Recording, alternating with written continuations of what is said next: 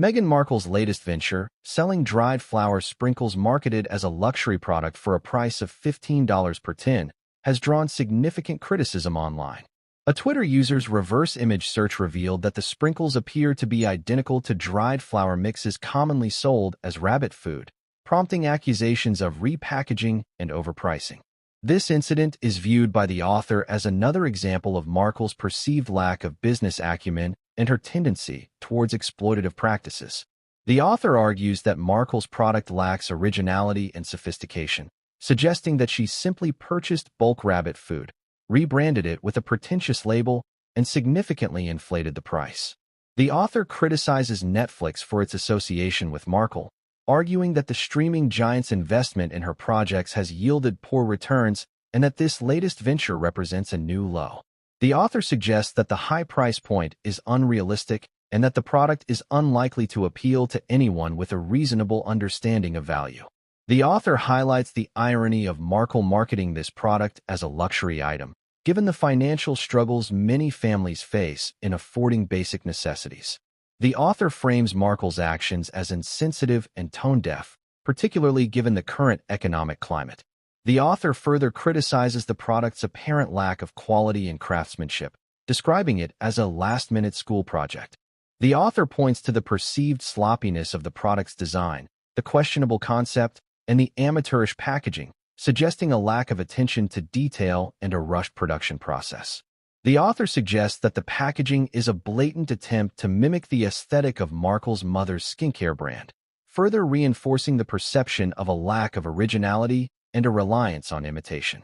The author concludes that the entire venture is merely a cash grab, characteristic of Markle's perceived business practices, which are described as being based on smoke and mirrors. The author then analyzes the product's purported qualities, highlighting its lack of sensory appeal. The author describes the texture as unpleasant and the taste as non-existent, comparing the culinary experience to sprinkling dust on one's food. While acknowledging that edible flowers can enhance certain dishes, the author argues that dried flowers are inappropriate and unappealing as a garnish, comparing them to compost rather than a high-end culinary ingredient.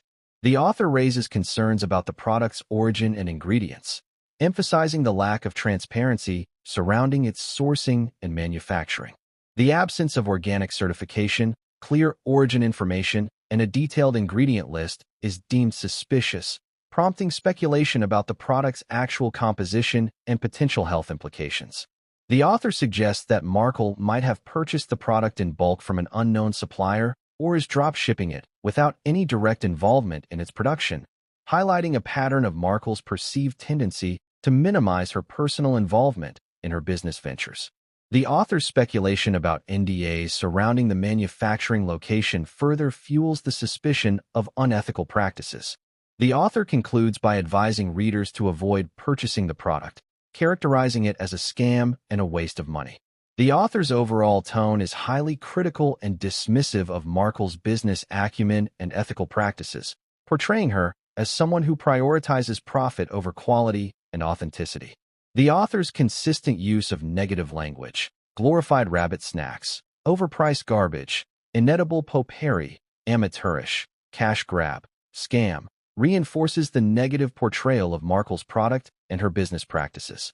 The author's concluding statement, "The scam train has officially gone off the rails," summarizes the overall assessment of Markle's latest venture as a complete failure driven by greed and a disregard for ethical considerations.